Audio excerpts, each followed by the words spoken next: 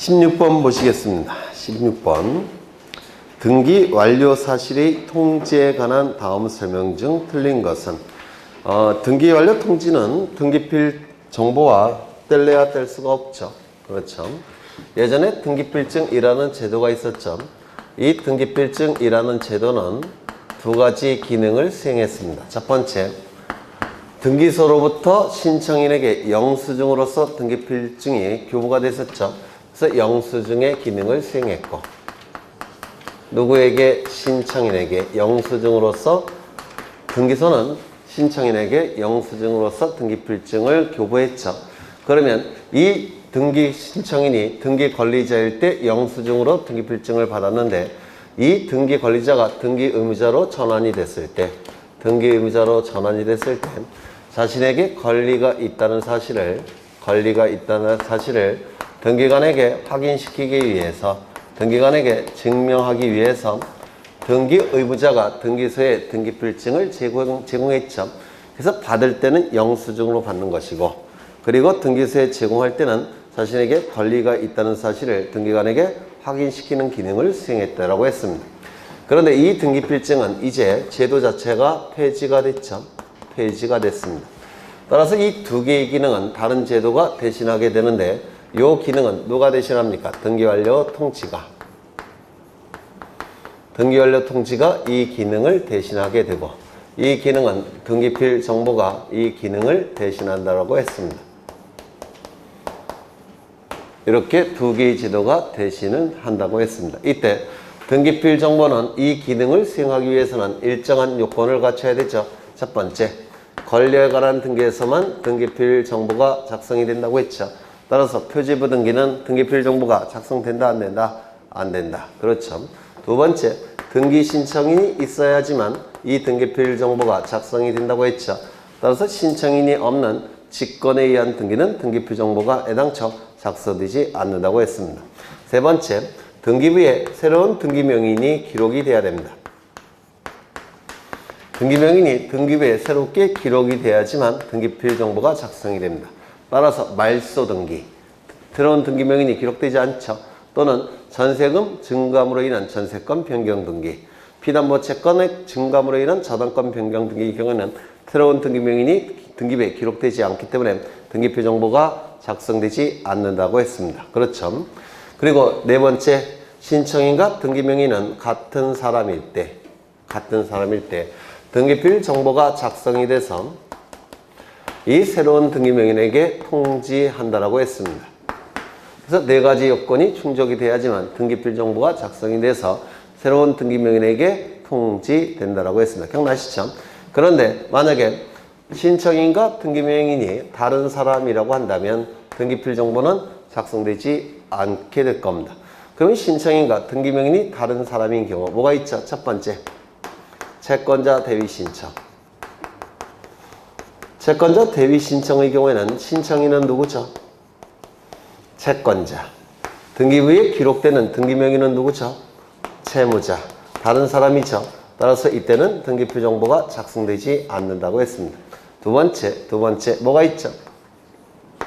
네? 승소한 등기 의무자가 판결서를 가지고 등기를 단독으로 신청할 때, 이때 신청인은 누구죠? 등기 의무자. 그리고 등기부에 기록되는 자는 누구죠? 등기 권리자. 다른 사람이죠. 이때도 등기필 정보는 작성되지 않는다고 했습니다. 세 번째, 직권에 의한 소유권 보전 등기.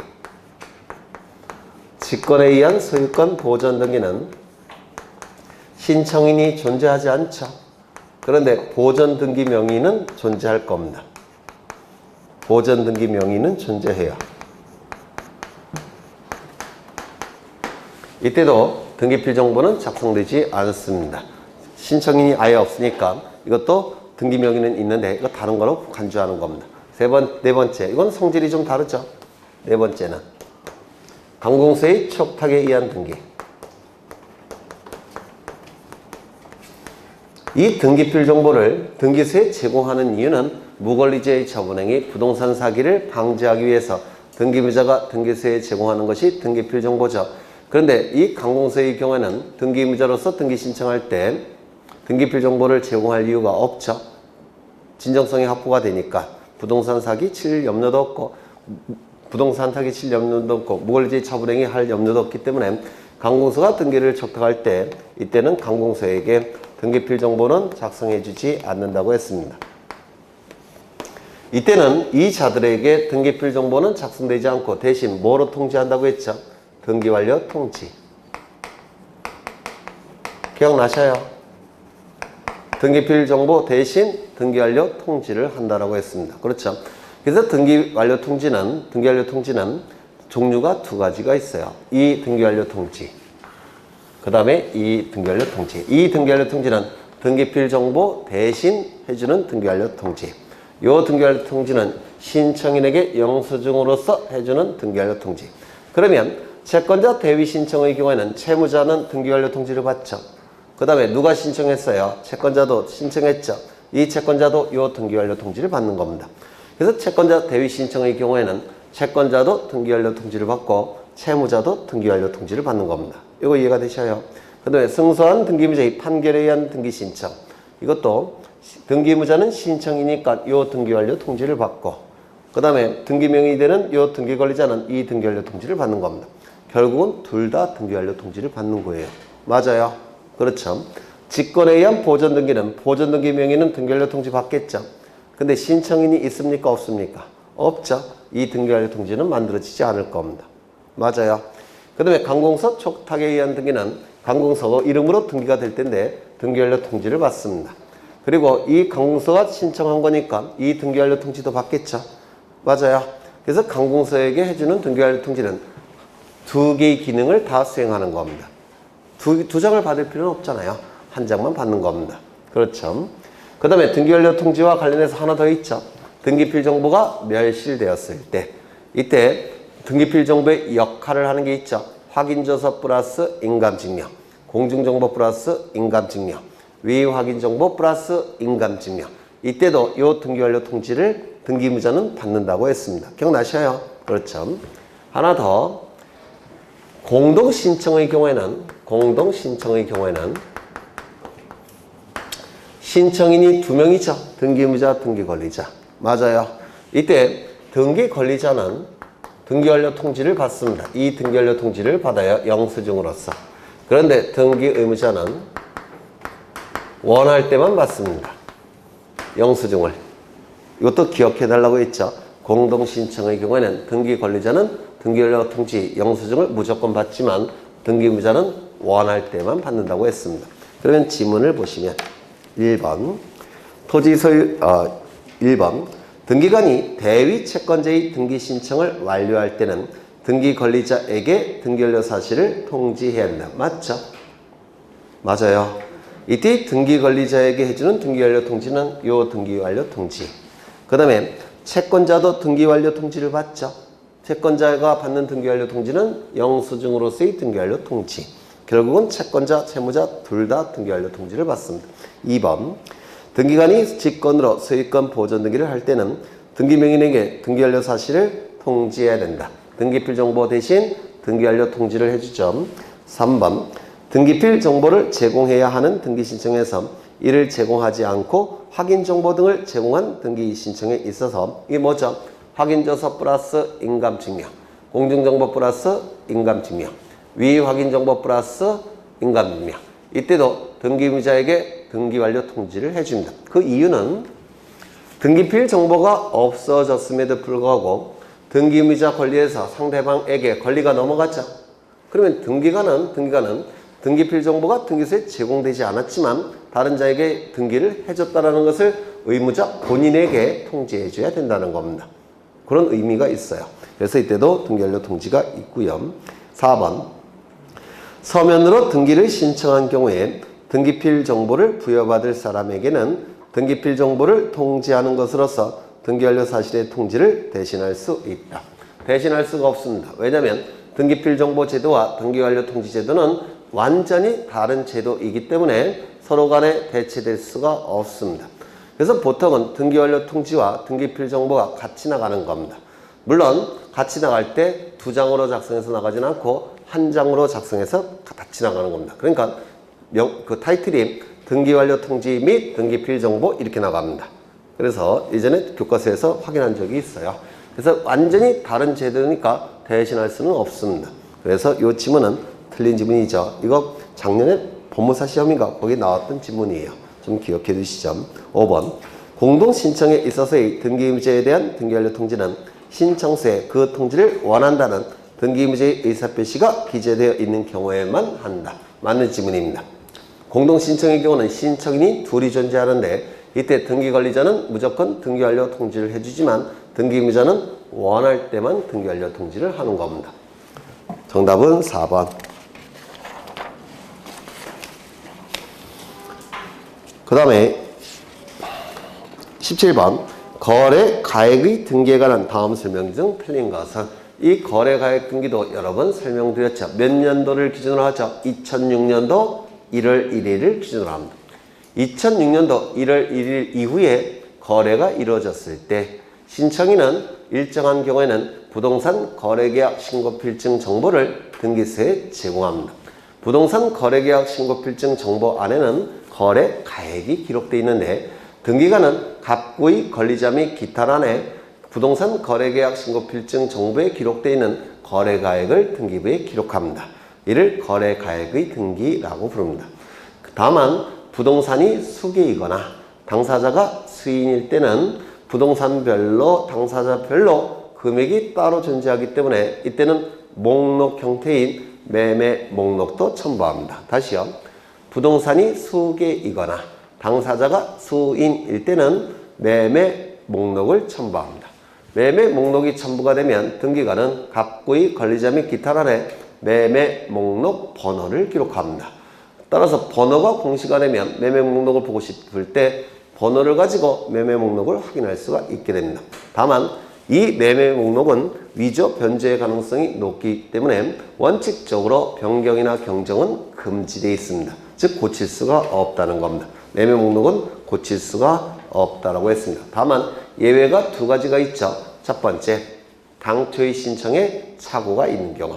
두 번째, 등기관의 잘못으로 잘못 기록한 경우. 등기관의 과오로 잘못 기록한 경우. 이 두 가지는 매매 목록을 고칠 수 있다고 했습니다. 당초 신청에 착오가 있는 경우, 등기관의 과오로 잘못 기록된 경우에 한해서 매매 목록은 고칠 수가 있다고 했습니다. 그러면 언제 이러한 부동산 거래가액 등기를 하느냐면 첫 번째, 등기원인 증서가 매매 계약서일 때, 따라서 이 매매 계약서일 때만 거래가액 등을 등기하니까 등기원인이 매매일지라도 등기원인 증서가 판결서일 때는 거래가액을 등기한다 안 한다? 안 한다. 또한 이 매매계약서가 2006년도 1월 1일 이후에 작성이 될 때만 거래가액을 등기합니다. 2006년도 1월 1일 이전에 작성했을 때는 거래가액을 등기하지 않습니다. 또한 등기의 목적이 소유권 이전 등기를 신청할 때만 거래가액을 등기합니다. 그렇다면 소유권 이전에 가등기를 신청할 때는 거래가액을 등기하지 않습니다. 본등기를 신청할 때 거래가액을 등기할 겁니다. 그런데 만약에 매매 예약을 통해서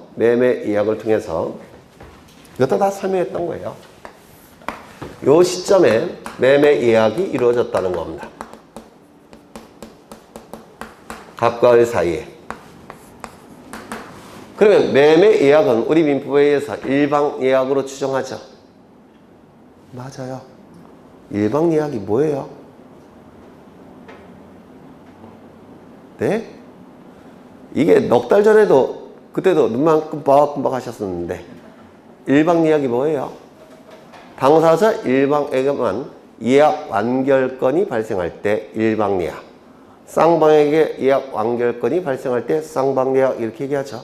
예약 완결건이 뭐예요? 예약을 완결시키는 의사표시. 맞아요. 그러면 보통은 갑과 을 중에서 예약 완결건이 발생을 할 겁니다. 이 예약 완결건은 형성건입니까? 청구건입니까? 네? 형성건이죠. 완결의 의사표시가 상대방에게 도달하게 되면 매매 예약에서 뭐로 전환이 됩니까? 매매 계약으로 전환이 되죠. 본계약. 그래서 이 시점에 예약 완결권을 행사를 했다는 겁니다. 그러면 이제 갑과 을 사이에 뭐가 되는 겁니까? 매매가 성립하는 것이죠. 근데 이 예약 완결권은 상대방에게 도달한 시점에 효력이 발생하죠. 그러면 보통은 매매 예약서는 작성하지만 매매 계약서는 작성합니까? 작성하지 않습니까? 작성하지 않죠. 그러면 소유권 이전에 가등기 후 소유권 이전에 본등기를 할 때 완결의 의사표시를 해야지만 본등기 할 수 있겠죠. 맞아요. 그러면 이때는 본등기 할 때 매매 계약서가 존재합니까? 존재하지 않습니까? 존재하지 않죠. 따라서 이때는 등기원인 증서가 매매 계약서가 아니더라도 거래가액을 등기를 해야 된다는 겁니다. 무슨 말 되시겠어요? 대신 뭐가 제출되면 됩니까? 매매 예약서. 예약서도 계약의 일종이에요. 따라서 이때는 매매 계약서라는 타이틀이 없어도 거래가액을 등기할 수가 있다는 겁니다. 대신 뭐가 있어야 됩니까? 매매 예약서. 이거 이해가 되셔요? 네, 아주 어렵게 출제되면 이것도 물어볼 수가 있습니다. 그럼 이 지문을 보시면 1번 2006년도 1월 1일 이전에 작성된 매매 계약서를 등기원인 증서로 하여 소유권 이전 등기를 신청할 때는 거래가액을 등기하지 않는다. 맞겠죠? 2번 등기원이 매매라면 등기원인 증서가 판결서 등인 경우에도 거래가액을 등기해야 된다. 아니죠. 틀렸죠? 판결서일 때는 거래가액 등을 등기하지 않습니다. 매매 계약서일 때 거래가액 등을 등기하는 겁니다. 3번 매매 계약서를 등기원인 증서로 제출하면서 소유권 이전 등기 청구권의 가등기를 신청할 때는 거래가액을 등기하지 않는다. 본등기를 신청할 때 거래가액을 등기하겠죠. 이때는 매매계약서가 없어도 거래가액을 등기를 해야 됩니다. 대신 뭐가 있습니까? 매매 예약서. 그 다음에 4번 등기된 매매 목록은 당초의 신청에 착오가 있는 경우 또는 등기관의 과오로 잘못 기록된 경우 이외에는 경정이나 변경할 수 있다 없다? 없다. 5번 신고필증에 기재되어 있는 부동산이 한 개라 할지라도 수인과 수인이 매매라고 한다면 매매 목록도 제출해야 된다. 정답은 2번이 되겠죠. 18번 가압류, 가처분 등기에 관한 설명으로 옳은 것은 1번 가압류가 등기된 부동산에 대해서는 소유권 이전 등기를 신청할 수 없다. 맞습니까? 가압류 등기나 가처분 등기는 처분 금지효가 있습니까? 없습니까? 없죠. 처분 제한의 효만 있다고 했죠. 왜요? 채권자가 100% 승소 판결을 받는다는 보장은 없기 때문에 설령 가압류 등기나 가처분 등기가 등기부에 기록되어 있다고 하더라도 채무자는 부동산을 처분할 수 있다 없다? 있다. 그렇죠. 따라서 1번 지문, 2번 지문은 틀린 지문이 되겠죠. 맞아요. 그렇죠. 3번 가압류 등기는 가압류 채권자의 말소 등기 신청이 있는 경우에만 말소할 수 있다. 가압류 가처분 등기는 채권자가 법원에 신청을 하게 되는데 이때 법원에 신청하는 것은 결정해달라고 신청하는 겁니다. 가압류 결정, 가처분 결정을 법원에 신청하는 겁니다. 그러면 법원은 그 신청을 받아서 결정을 할 겁니다. 결정이 됐으면 등기소에 법원은 가압류 등기, 가처분 등기를 촉탁하는 겁니다. 그래서 이 가압류, 가처분 등기는 법원의 촉탁에 의한 등기니까 말소도 원칙은 촉탁에 의해서 이루어지는 겁니다. 맞아요. 그렇죠. 그래서 신청이 아니라 촉탁에 의해서 이루어지게 됩니다. 말소는 신청이 아니라 촉탁에 의해서 이루어짐이 원칙입니다. 그래서 틀린 지문이고요. 4번 부동산에 대한 처분금지 가처분 등기의 경우 금전 채권을 피보전 권리로 기록한다. 가압류 가처분의 차이점은 채권자가 가진 채권을 피보전 권리라고 하는데 채권자가 가진 채권을 피보전 권리라고 하는데 이 채권이 금전 채권일 때는 보전 소송으로 가압류를 신청하는 것이고 금전 이외의 채권일 때는 처분금지 가처분을 신청하는 것이죠. 맞아요. 따라서 이 지문은 맞았습니까? 틀렸죠. 처분금지 가처분 등기의 경우에는 금전 채권이 아니라 금전 이외의 채권이겠죠. 그래서 틀렸습니다. 5번 부동산의 공유 지분에 대해서도 가압류 등기가 가능하다. 이 가압류 가처분의 대상은 등기된 재산권에 대해서 가압류 가처분을 한 겁니다. 채무자가 가지고 있는 등기된 재산권에 대해서 가압류 가처분이 이루어지게 돼요. 공유지분은 소유권이니까 당연히 재산권이죠. 그리고 공유지분은 등기부에 기록이 됩니까? 안 됩니까? 기록이 되죠. 따라서 공유지분에 대한 가압류 가처분 등기는 가능하게 됩니다. 합의지분은 가압류 가처분이 허용되지 않죠. 왜요? 등기부에 기록되지 않으니까. 그래서 5번 지문은 맞는 지문이 될 테고 19번 다음 중 변경 등기에 관한 설명 중 옳지 않은 것을 1번 변경 등기는 등기의 일부만이 실체관계와 일치하지 않는 데 불과하기 때문에 시정된 이후와 이전의 등기는 동일성이 유지되어야 된다. 맞죠? 이 변경이나 경정 등기는 일부 불일치가 발생했을 때 일부를 고치는 등기가 변경이나 경정 등기죠. 원시적 일부 불일치면 경정, 후발적 일부 불일치면 변경이 될 겁니다. 일부만 고치기는 등기니까 고치기 전과 고친 후는 반드시 동일성이 유지돼야 되죠. 만약에 동일성을 유지될 수 없다고 한다면 이때는 전부가 불일치가 됐으니까 이때는 말소 등기한 다음에 새로 등기를 해야 될 겁니다. 그래서 이 변경이나 경정은 원칙이 동일성이 유지돼야 됩니다. 그렇죠. 2번 소유 형태를 공유해서 합의로, 합의해서 공유로 변경하는 경우는 주체의 변경입니까? 내용의 변경입니까? 네? 이거 뭐 맨날 했던 건데 기억 안 나셔요? 나실 것 같은데. 내용의 변경이죠. 그렇죠. 다시 한번 보죠. 가, 을, 병은 이 부동산을 공동으로 소유하는 경우가 있습니다.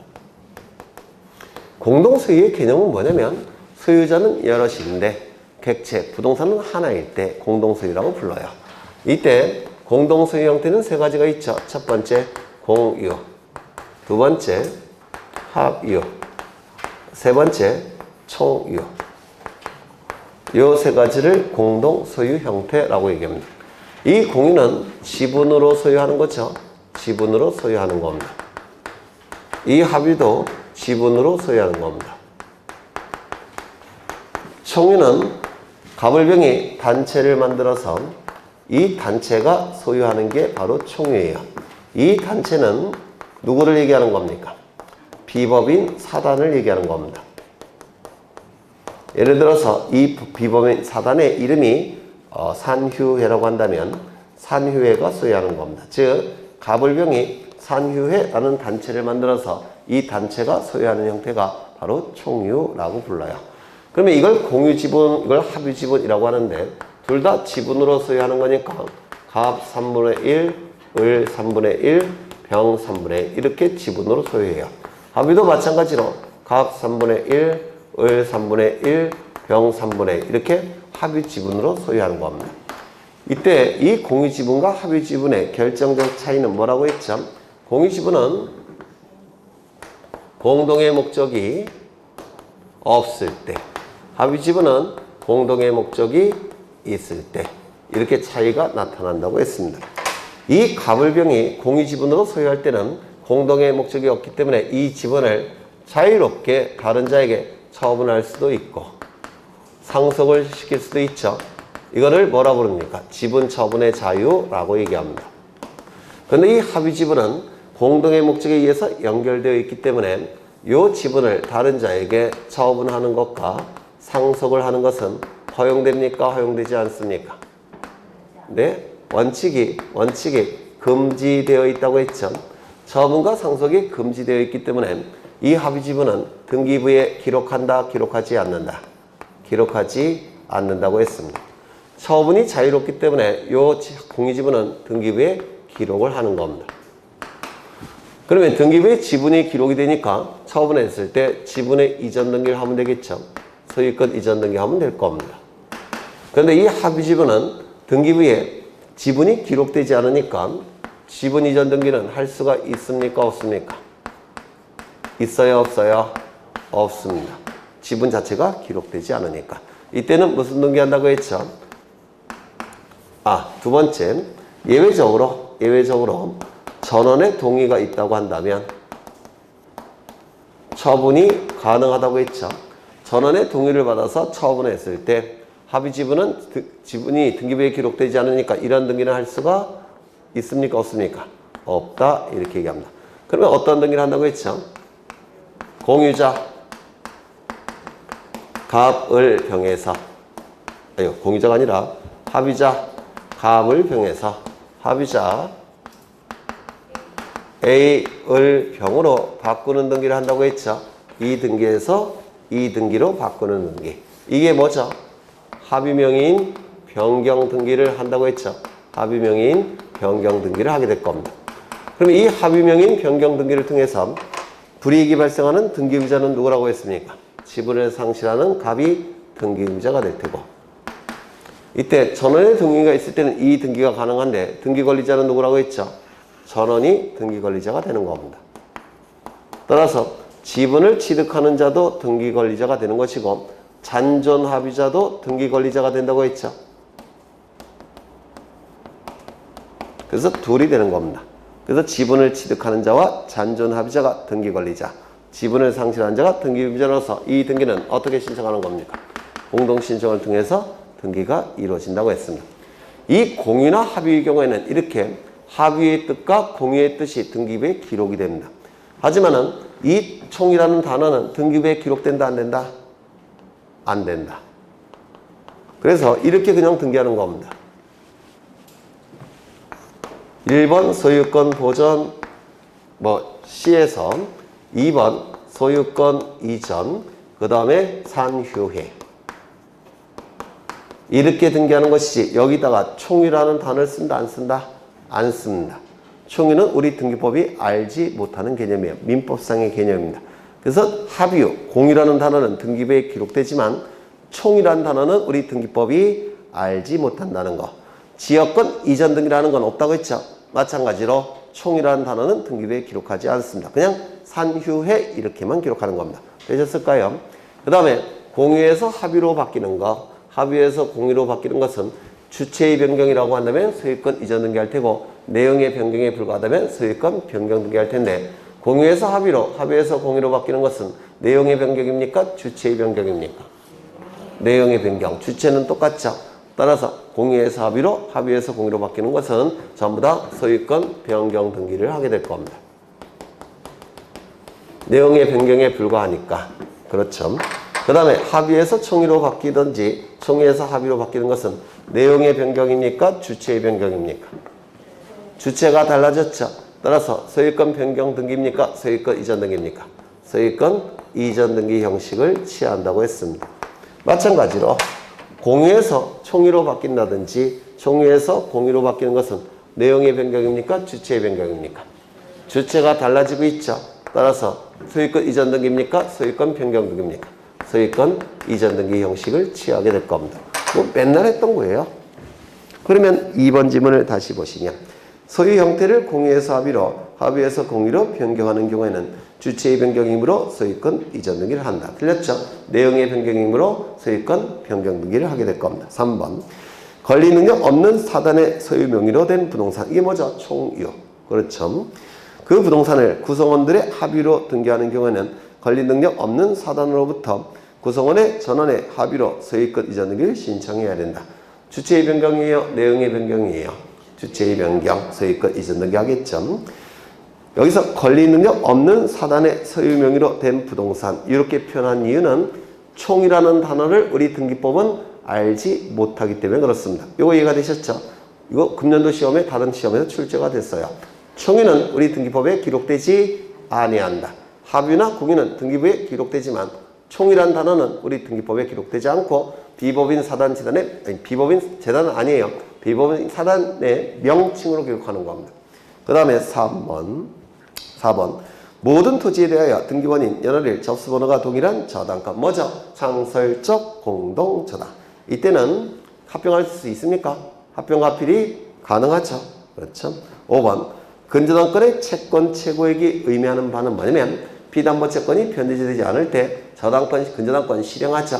근저당권 실행이 됐을 때 매각 절차에서 매각 대금이 나올 겁니다. 그 매각 대금으로부터 변제받을 수 있는 한도액이 채권 최고액이에요.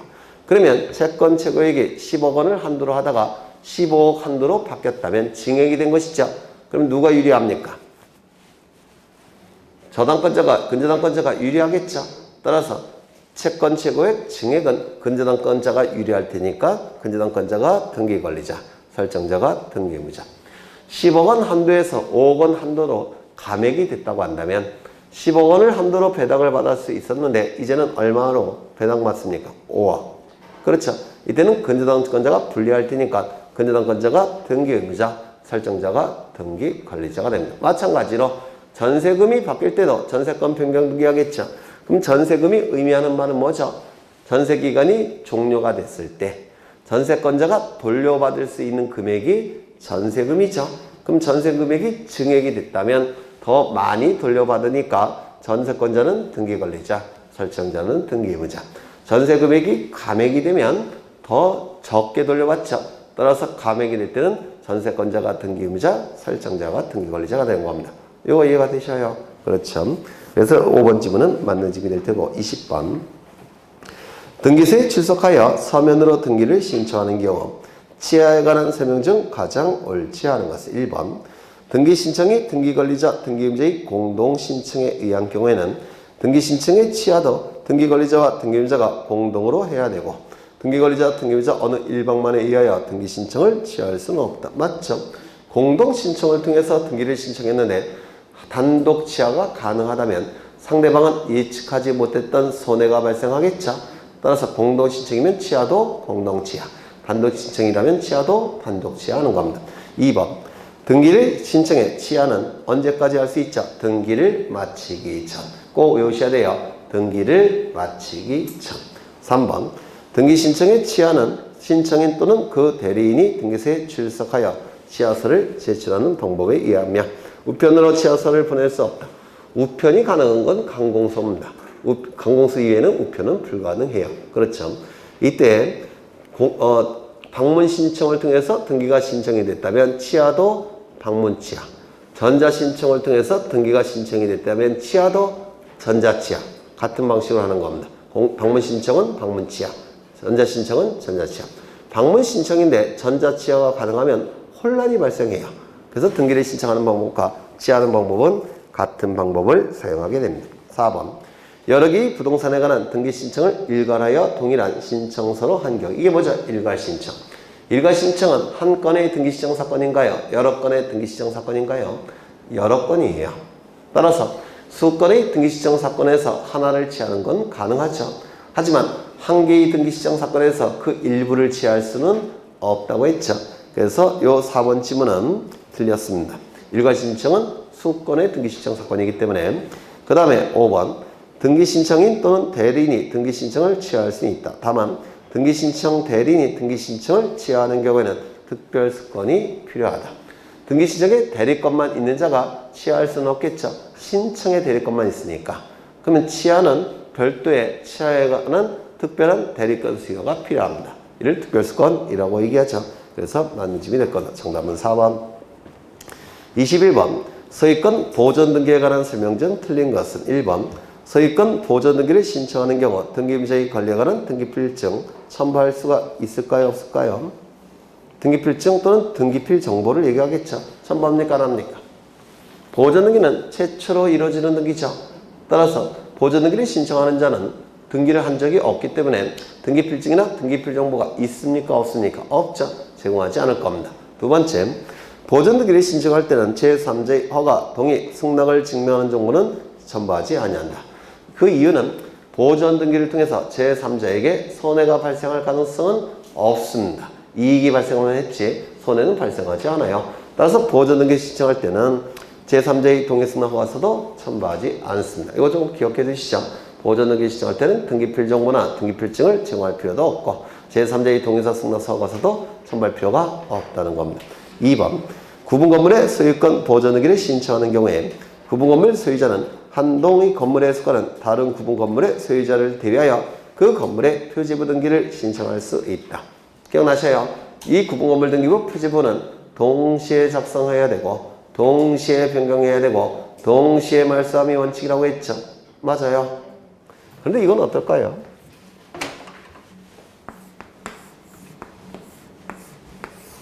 여기는 갑소유, 을소유, 병소유. 그러면 이건 구분 건물이겠죠. 소유자가 다르니까. 그럼 이 건물이 멸실됐다면 당연히 멸실 등기를 한 다음에 폐쇄하겠죠. 맞아요.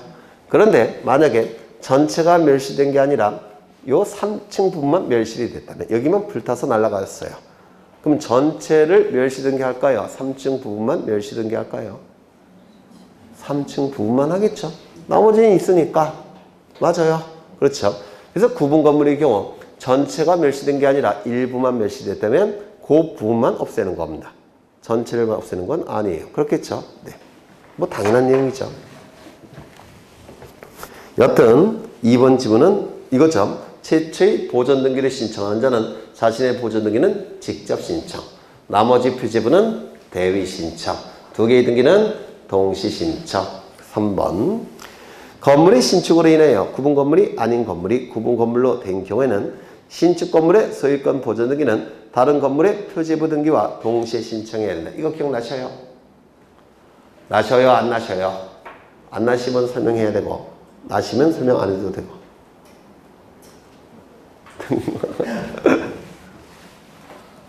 이게 PPT가 있으면 PPT만 여기 딱 띄우면 되는데, 뭐 여러 번 강조한 건데요. 이것도 여기에 토지가 존재합니다. 이 토지의 소유자는 갑이고요. 갑은 자신의 토지 위에 건물도 가지고 있습니다. 이것도 갑 소유자예요. 1층짜리 건물이니까 일반 건물 등기부가 존재하겠죠. 표제부, 갑구, 을구가 이렇게 존재할 겁니다. 그런데 갑이 을에게 지상권을 설정해 줍니다. 따라서 을은 지상권 설정 등기를 하고 지상권을 취득했습니다. 지상권은 건물, 기타 공작물 소유 목적, 수목의 소유 목적으로 토지를 사용 수익하는 권리가 지상권이죠. 이때 을은 여기다가 건물을 지을 수 있어요, 없어요? 있습니까, 없습니까? 있죠. 우리 판례는 이걸 허용합니다. 그러면 을이 신축했으니까 이거는 을 소유가 될 겁니다. 그러면 이거는 이제 구분 건물이 아니었다가 구분 건물로 바뀌었죠. 그렇죠. 그러면 등기부도 구분 건물 등기부로 바뀌어야 될 겁니다. 먼저 한 동 전체에 대한 뭐가 있어야 되죠? 표제부. 그리고 1층에 대한 표제부, 갑구, 을구. 2층에 대한 표제부, 갑구, 을구가 존재할 겁니다. 이때 일반 건물 등기부와 구분 건물 등기부는 표제부가 달리 생겼습니다. 갑구, 을구는 올해 다른 시험에 출제가 된 건데 갑구, 을구는 똑같아요. 일반 건물 등기부와 집합 건물 등기부는 갑구, 을구는 똑같이 생겼습니다. 하지만 표제부는 다르게 생겼어요. 표제부는 일반 건물 등기부는 상단부, 하단부로 나뉩니까? 안 나뉩니까? 안 나뉘어요. 그런데 이 집합 건물 같은 경우는 대지권이 존재해야 되기 때문에 대지권을 기록하는 하단부가 있어야 됩니다. 그래서 이 집합 건물 등기부는 표제부가 상단부, 하단부로 이렇게 나누게 됩니다. 그러면 이 등기부에서, 이 표제부로 바뀌는 등기, 즉 하단부와 관련된 등기, 이걸 뭐라고 부르냐면 대지권 변경 등기라고 부릅니다. 즉 대지권의 발생, 변경, 소멸과 관련된 등기를 대지권 변경 등기라고 부르고요.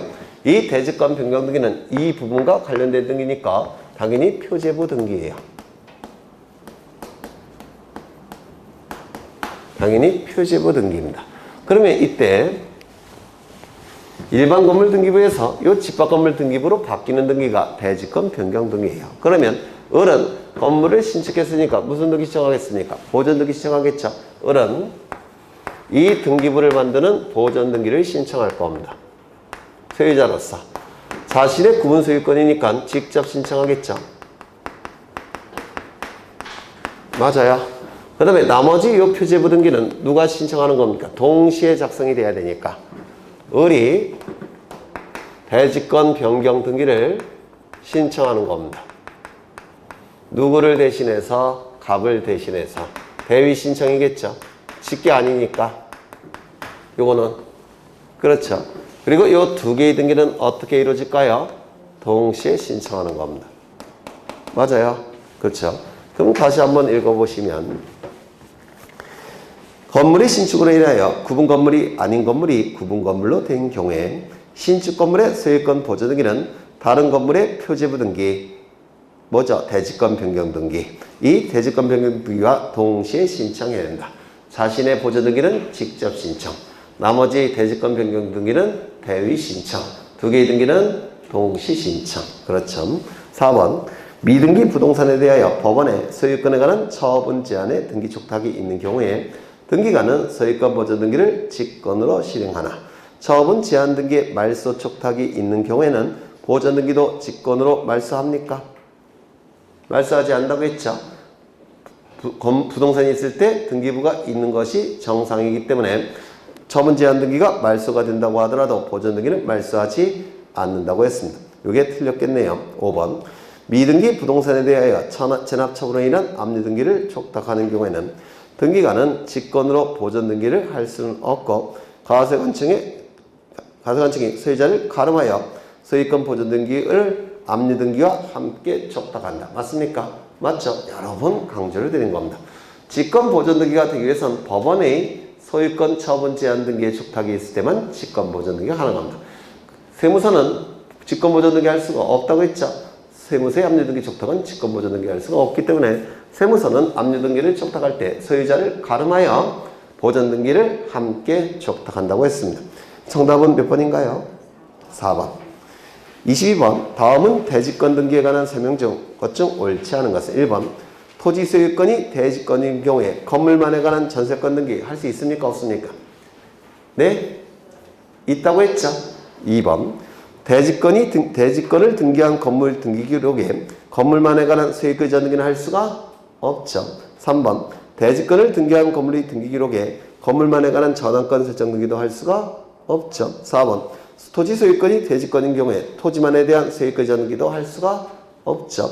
5번. 토지 소유권이 대지권인 경우에 토지만에 관한 전환권 설정 등기도 할 수가 없죠. 기억나셔요? 대지권의 일체성. 정답은 1번. 23번. 가등기에 의한 본등기 설명 중 틀린 것은 1번.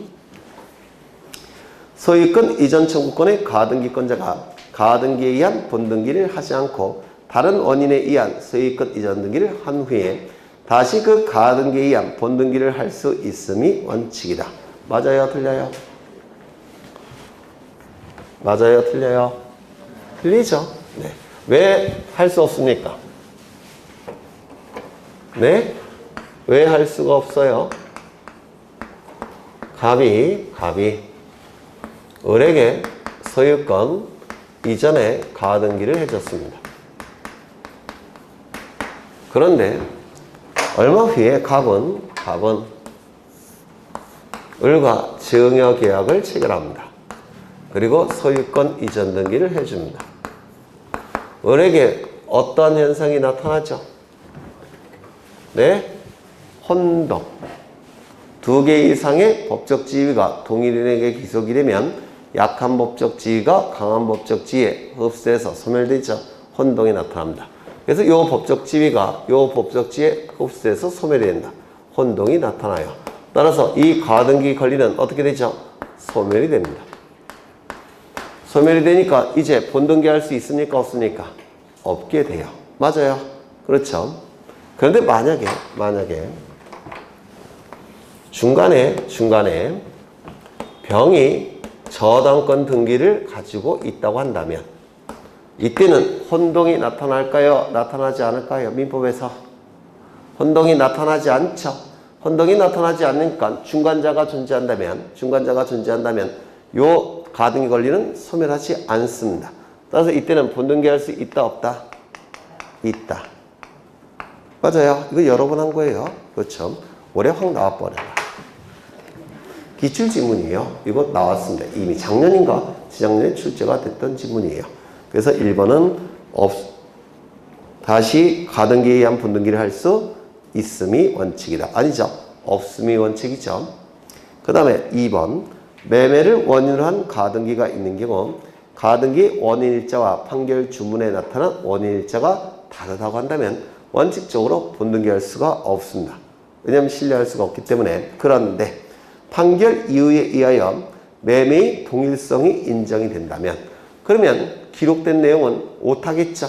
동일성이 인정이 되니까. 따라서 이때는 판결에 의해서 본등기할 수 있다 없다? 있다. 여기서 키워드는 뭐죠? 동일성. 그렇죠. 3번. 가등기에 의하여 본등기를 하였으나 가등기 후에 격려된 소유권 이전 등기를 말소하지 아니한 상태에서 그 소유권을 기초로 새로운 소유권 이전 등기나 제한 물건의 등기는 직권으로 말소할 수 없다. 이건 한 번도 출제되지 않은 건데 좀 기억하고 계시죠? 갑은 을에게 먼저 소유권 이전에 가등기를 해준다. 그리고 나서 갑은 병에게 두 번째로 소유권 이전 등기를 해줍니다. 그리고 가등기에 의해서 본등기를 합니다. 소유권 이전 등기를 하게 됩니다. 가등기와 본등기는 순위번호를 같이 쓴다고 했죠. 따라서 이거는 1순위가 될 겁니다.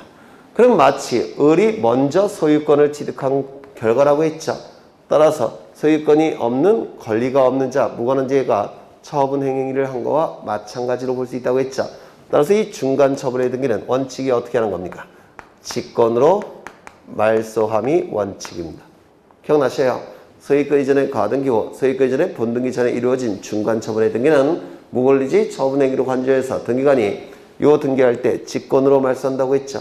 기억나시죠? 그런데 만약에 직권으로 말소해야 되는데 직권으로 말소하지 않은 상태에서 요 등기가 정에게 저당권 등기를 해줬다는 겁니다. 또는 소유권 이전 등기를 해줬다는 겁니다. 그러면 이해관계인이 나타났네요. 맞아요. 이해관계인이 나타났으니까 이제 이 등기를 직권으로 말소할 수 있다 없다? 없더라는 겁니다. 요거 이해가 되셔요? 이때는 소송으로 가야 됩니다. 되셨죠? 네. 그럼 다시 한번 읽어보죠. 가등기에 기하여 본등기를 하였으나 가등기 후에 격려된 소유권 이전 등기를 말소하지 아니한 상태에서 그 소유권을 기초로 새로운 소유권 이전 등기나 새로운 제한 물권의 등기는 이해관계인이 나타났으니까 이거는 이제는 직권으로 말소할 수가 없다는 겁니다. 이거 이해가 되셔요? 되셨죠? 4번 하나의 가등기에 관하여 여러 사람의 가등기권자가 있는 경우에 그중 일부의 가등기권자가 자신의 가등기 지분에 관하여 본등기를 신청할 수 있죠. 전원 명의로 본등기를 신청할 수는 없죠. 5번 저당권 설정 등기 청구권 가등기에 의하여 저당권 설정에 본등기를 한 경우에 가등기 후 마쳐진 제3자 명의 등기는 직권으로 말소할 수가 있다 없다? 없다. 왜요? 저당권은 간념적 지배권으로서 다른 모든 권리와 양립이 가능하죠. 따라서 직권 말소할 수 없다고 했습니다. 정답은 1번. 어려운 문제죠. 이 정도 출제가 되면 최상급의 문제로 출제가 된 겁니다. 2번, 24번 임차권 등기에 관한 설명이다. 옳지 않은 것은 지상권을 목적으로 하는 임차권 설정 등기는 소유자로부터 몇 번째예요? 두 번째. 따라서 무슨 등기? 부기 등기. 2번 임차권 등기 명령에 의한 임차권 등기 명령의 집행에 의한 임차권 등기가 격려된 주택을 그 이후에 임차한 임차인은 소액보증금의 최우선 면제권을 받을 권리가 없죠. 기억나셔요? 그렇죠. 3번 주택임대차와 상가건물 임대차의 경우 임차인이 임차권 등기명령을 신청하는 경우 법원의 촉탁에 의하여 임차권 등기가 실행이 된다. 임차권 등기명령에 의한 임차권 등기는 명령에 의한 등기가 아니라 법원의 촉탁에 의한 등기죠. 맞아요. 맞죠.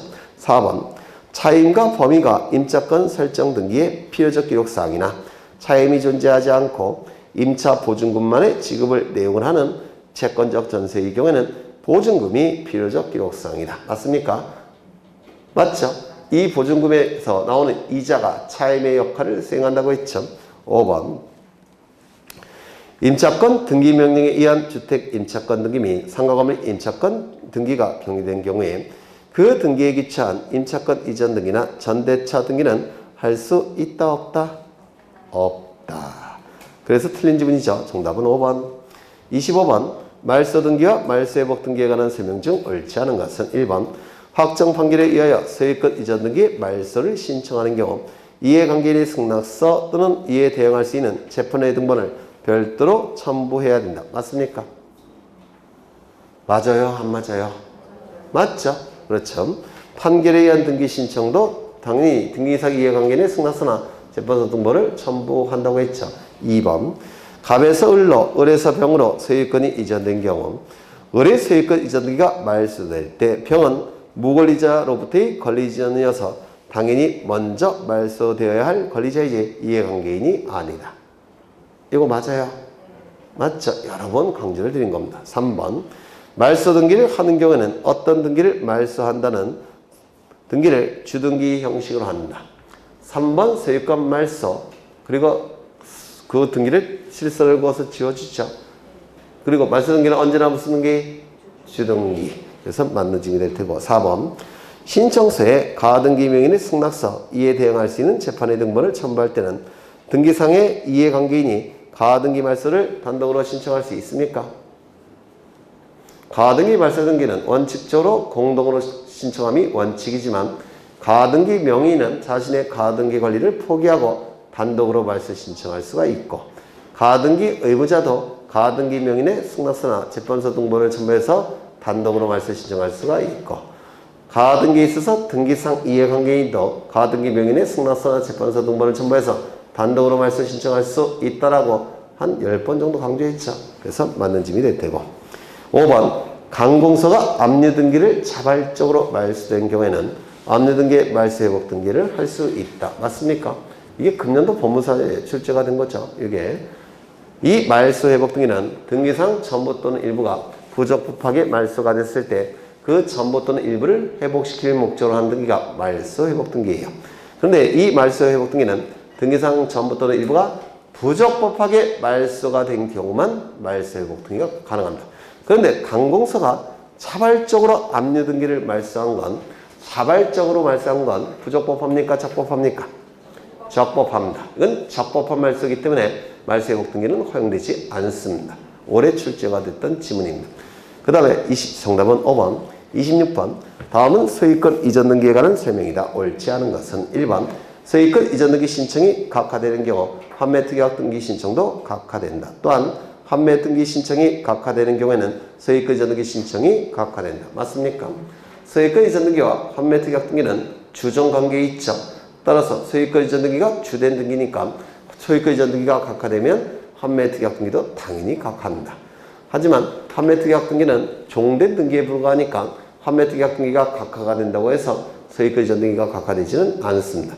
따로 심사를 해야 돼요. 이거 이해가 되셔요? 그렇죠? 2번 유증으로 인한 소유권 이전 등기는 포괄 유증이나 특정 유증을 불문하고 수증자를 등기 권리자, 유언 집행자, 상속인을 등기 의무자로 하여 공동으로 신청해야 한다.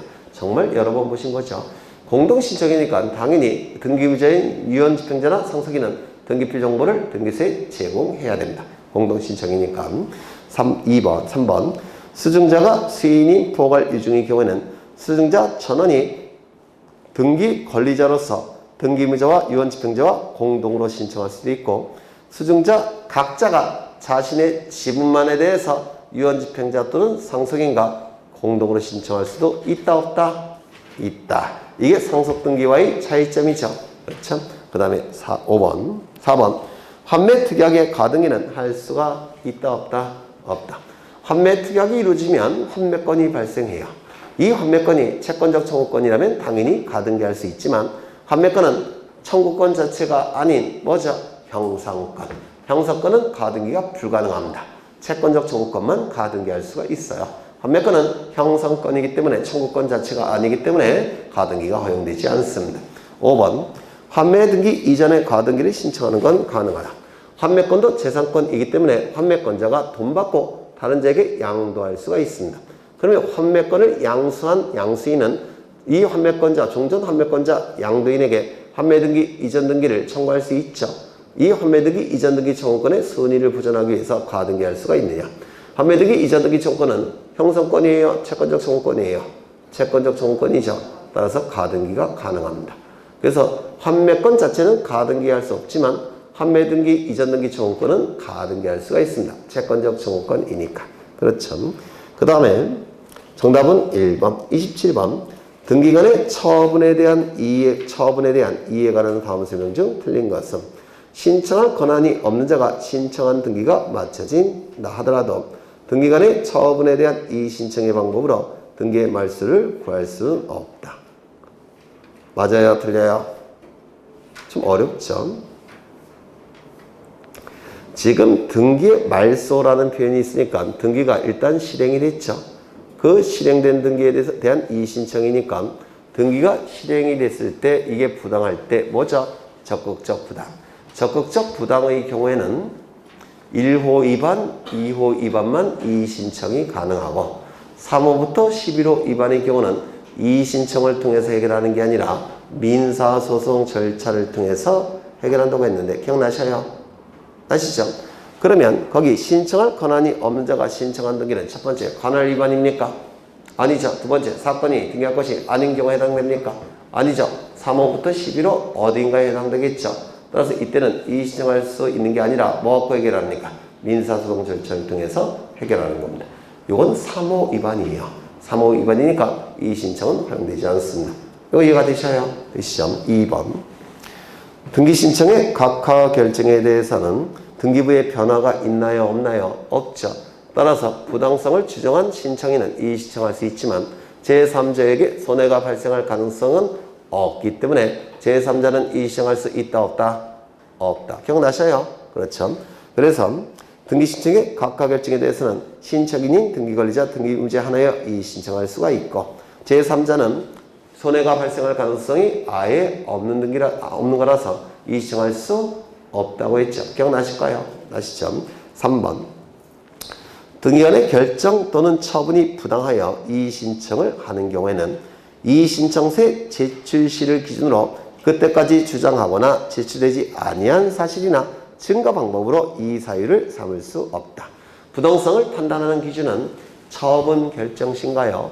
이의 신청 시점인가요? 이의 신청서 제출 시점인가요?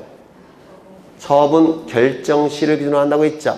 따라서 처분 결정시까지 나온 자료 가지고는 이의 신청할 수가 있지만 처분 결정시 이후에 나온 자료 가지고는 부당성을 판단하는 자료가 될 수 있다 없다? 없다. 따라서 여기서 틀린 부분은 이의 신청서의 제출시, 요게 틀린 겁니다. 이것도 재작년에 법무사 시험에 나왔던 지문이에요. 그래서 이의 신청 제출시가 아니라 처분 결정시로 바뀌어야 됩니다. 되셨을까요? 그 다음에 4번. 등기관의 처분에 대한 이의에는 집행정지 효력이 있다 없다? 없다. 기간의 제한이 있다 없다? 없다.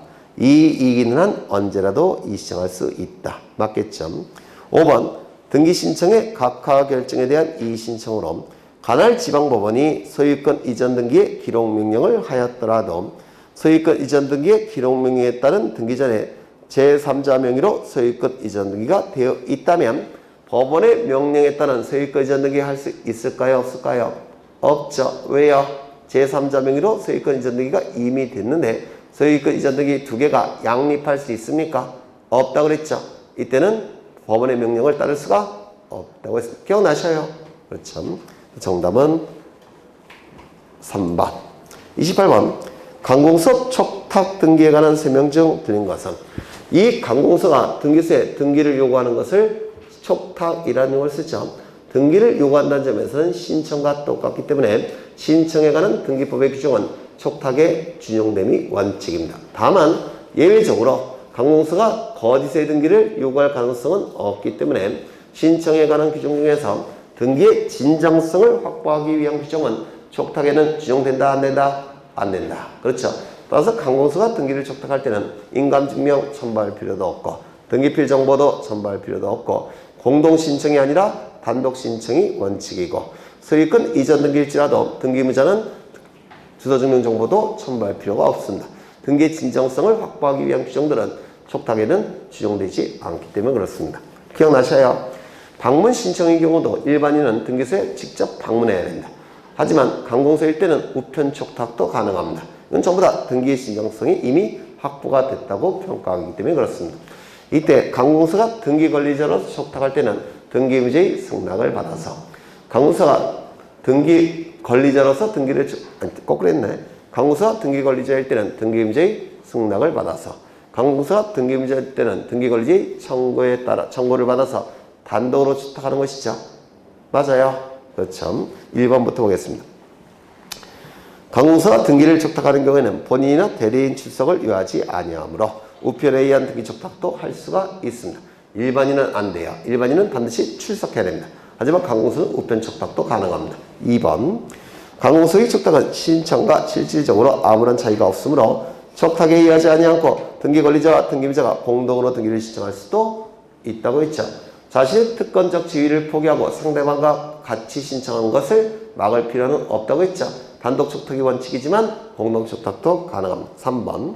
관공서의 등기 촉탁 시 등기무자의 권리에 관한 등기표 정보는 제공할 필요가 없다. 맞죠? 직접 촉탁하건 대리인을 통해서 촉탁하건 등기표 정보는 제공하지 않습니다. 등기 진정성이 이미 확보가 됐기 때문에. 4번. 매각 또는 공매 처분 등을 원인으로 관공서가 소유권 이전 등기를 촉탁하는 경우에도 등기부의 주소 증명 정보 첨부할 필요가 없다고 했죠. 그렇죠. 소유권 이전 등기는 등기부의 주소 증명 정보를 첨부함이 원칙인데 무권리주의 처분 행위를 방지하기 위해서 관공서가 촉탁할 때는 설령 소유권 이전 등기일지라도 등기부의 주소 증명 정보는 첨부하지 않는다고 했죠. 5번 관공서의 등기 촉탁 시 등기 기록과 대장의 부동산 표시가 불일치하는 경우에는 등기 촉탁을 각하합니까? 수리합니까? 수리한다고 했죠. 29조 제11호에는 대장의 부동산 표시사항과 등기부의 부동산 표시사항이 일치하지 아니할 때는 29조 11호에 의해서 각하함이 원칙입니다. 그런데 우리 대법원은 29조 제11호의 규정은 등기명인이 신청할 때만 적용하는 것이고 관공서가 등기를 촉탁할 때는 적용하지 않는다고 했죠. 따라서 부동산 표시사항이 일치하지 아니할 때도 관공서는 등기소는 등기를 수리한다고 했습니다. 기억나셔요? 여러 번 강조한 거죠. 그 다음에 그래서 정답은 몇 번인가요? 5번이 되나요? 네, 5번. 29번. 지역권 등기에 관한 설명으로 틀린 것은 1번. 지역권 설정 등기를 하는 경우 등기명인의 이름, 주소, 주민번호를 정확히 기록해야 된다. 맞습니까? 지역권 등기는 등기명인을 기록하지 않는다고 했죠. 지역권 등기는 다른 등기와 달리 등기명인을 기록하지 않습니다. 2번.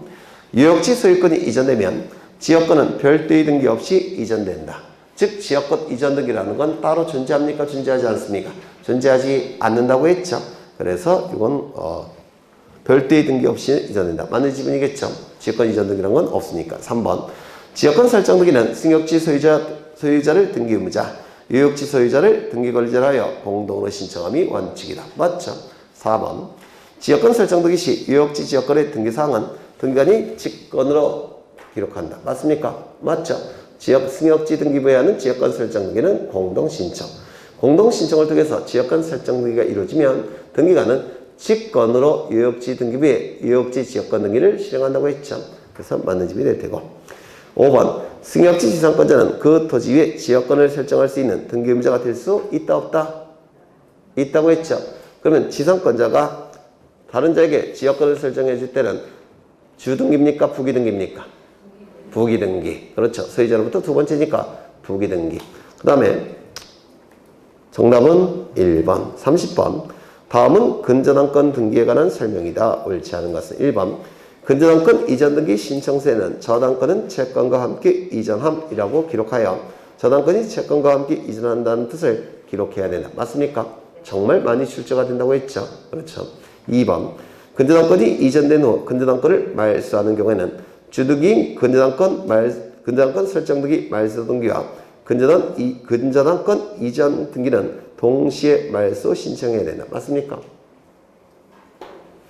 근저당권 설정 등기를 공동 신청을 통해서 말소하면 근저당권 이전 등기는 등기관이 어떻게 말소하죠? 직권으로 말소하죠. 이거 기억나셔요? 나셔야 돼요. 그 다음에 3번. 특정물의 지급이나 종류물의 일정한 수량의 지급을 목적으로 한 채권인 경우에 근저당권은 설정할 수 있으며 있습니까? 없습니까? 피담보 채권은 반드시 금전 채권이어야 됩니까? 아니죠. 금전 이외의 채권도 피담보 채권이 될 수가 있죠. 다만 저당권이 실행이 됐을 때 매각 대금으로부터 돈으로 배당을 받아야 되니까 반드시 금전 이외의 채권일 때는 등기부에 뭘 기록해야 된다고 했죠? 채권평가액. 등기부에 채권평가액을 기록해야 되니까 신청정보에도 채권평가액이 당연히 기록되어야 됩니다. 금전 이외의 채권이 등기부에 기록이 될 때는 채권평가액이 반드시 기록돼야 됩니다. 그래서 이 지문은 맞는 지문이 되겠죠. 4번. 외화 채권인 경우 외화를 표시하고 가세 표준액 산정을 위하여 환산된 금액을 신청서에 병기하나 환산된 금액은 등기기록에는 기록하지 아니한다. 맞습니까? 맞죠? 그래서 신청정보에는 외화채권 자체도 기록하고 환산된 금액도 기록합니다. 이유는요? 세금 때문에 그래요. 100만 불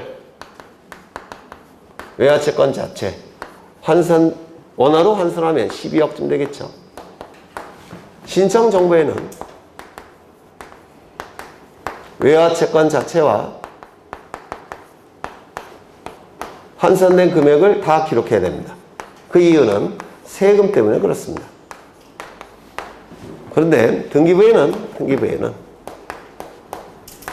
외화채권 자체는 기록하지만 환산된 금액은 기록하지 않습니다. 그 이유는 환율이 시시각각 바뀌기 때문에 환산된 금액을 기록하는 건 의미가 없습니다. 시시각각 환율이 바뀌니까 이거 좀 기억해 두시죠. 그래서 맞는 짐이 될 겁니다. 그 다음에 5번 근저당권의 피담보채권이 확정되기 전에는 근저당권이라는 개념은 채권자와 채무자 사이에 기본 계약을 통해서 장래 증감 변동하는 채권이 계속 발생하죠. 맞아요. 그러면 이때 근저당권자가 채권 하나를 양도한다고 해서 근저당권도 같이 따라갑니까? 아니라고 했죠. 그러면 근저당권을 이전 등기하기 위해서는 채권 하나를 양도해서는 안 되고 뭘 양도해야 되죠? 계약 당사자의 지위를 양도한다고 했죠.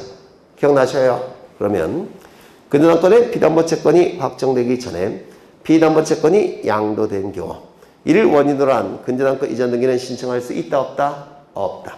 그러면 이게 근저당권 이전 등기를 신청할 수 있기 위해서는 채권이 양도돼서는 안 되고 뭐가 양도돼야 된다고요? 계약 양도가 이루어지면 근저당권 이전 등기 할 수가 있다고 했죠. 채무자도 마찬가지죠. 채무자 변경, 근저당권에 있어서 채무자 변경도 채무자가 채무 하나를 인수시킨다고 해서 채무자가 바뀌는 게 아니라고 했죠. 그러면 채무자의 지위를 인수시켜야지만 근저당권 변경 등기 할 수 있다고 했죠. 채무자의 지위를 인수시키는 걸 뭐라고 부릅니까? 계약 인수. 기억나셔요? 네, 안 나셔도 어쩔 수 없어요. 네. 정답은 2번. 네. 맨날 떠들었던 건데. 이건 다음 시간에 다시 한번 문제를 소개하면서 다시 한번 설명을 드릴게요. 워낙 어려워서 그렇습니다. 출제는 채권 양도는 한 번 출제가 됐고요. 채무 인수는 계약 인수는 아직은 출제된 적이 없어요. 그래서 뭐 너무 걱정 안 하셔도 돼요. 그래서 오늘은 여기까지 보시면 되는데요. 작년을 기준으로 한다면 여기서 절반 정도 득점하셔도 작년은 좀 문제가 쉽게 나왔는데 만점도 나왔어요. 그래서 동영에서 절반만 득점하셔도 만점이 나오는 경우도 작년에 있었는데 올해는 좀 모르겠습니다. 올해는 작년은 너무 쉽게 출제가 돼갖고 그래서 올해도 뭐 합격하는 점수로 하는 데는 문제가 없을 겁니다. 너무 점수에 연연하지 않으셔도 될 것 같아요. 고생하셨고 다음 주에 뵙겠습니다. 수고하셨습니다.